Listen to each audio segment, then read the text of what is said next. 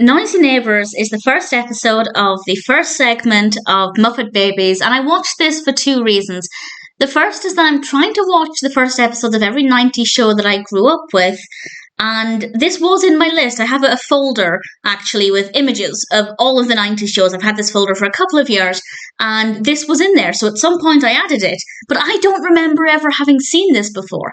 So the other reason I wanted to watch this is because I have no recollection at all, and I haven't really seen that much of the Muppets either, to be perfectly honest. I've seen the odd thing here and there, and I'm trying to get into the Muppets more than I used to be, so I wanted to give it a chance, and it seemed like a good place to start because it looked adorable. And I am pleased to say that the animation is stunning, and we have a really nice narrative, but I don't like the narrative structure. And I think this is a personal preference thing. It's not because it's done badly, it is purely something that I'm not that fond of. I've mentioned this in similar shows, and I'll talk about that in a moment.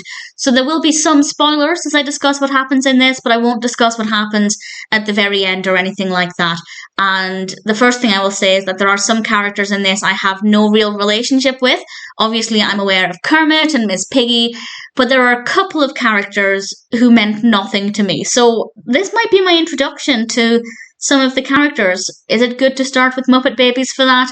I don't know. But I can say that I did like all of the characters. I think we had some really distinct personalities, and they helped to keep the story moving even when I found that it wasn't that interesting. The story actually revolves around, well, they're the noisy neighbours. Their next door neighbour is a police officer, and he sleeps during the day, so the babies need to be quiet, or at least not make a tremendous amount of noise so that they don't disturb him. And it's all about trying to get them to be quiet, in particular certain characters such as Animal, a character I'm not that familiar with. I recognise the character design, but I'm not familiar with the personality. Well, I am a little bit more now.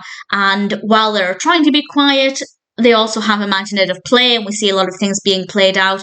That's the bit I don't like. I didn't really care for the imaginative play scenes. I found them to be really dull, but I have mentioned this in previous shows when I discuss Rugrats. Don't usually care for the imaginative play in those. I think they did some imaginative play in Baby Looney Tunes as well, if I remember correctly, and generally I don't like it. It can work, but for me it's something that I feel just takes us out of the main environment too much, and this is the case here. So it seems to be well done, and we see the characters interacting in different ways. They're wearing different costumes, so I can definitely see it appealing. But in terms of personal preference, whenever we were pulled out of the main room and the main story, I just personally didn't enjoy that. There were also a few bits that I think were maybe not the best approach, particularly quite early on, when they're being told to be quiet because the neighbour is a police officer. We see, I actually think it's Kermit we get a close-up of, and he's gulping and he's imagining this police officer, legs down, we don't see the heads of the humans, like tapping his foot as if he's really menacing and angry. Tapping your foot doesn't sound menacing, but that's how it comes across, and it's kind of like it's painting that character in a very dark and foreboding light, and I don't think that's the right attitude to have. So I don't love the decisions they made there. I don't think that was the right choice. That's not to say things don't change as the cartoon progresses or that we get to see different sides of things, but I feel like that just wasn't the best approach. But again, that's my personal opinion. Then we have the animation, and it's absolutely delightful. It is very cute. It's a little rough here and there, but also worth remembering that this was released in early mid-80s.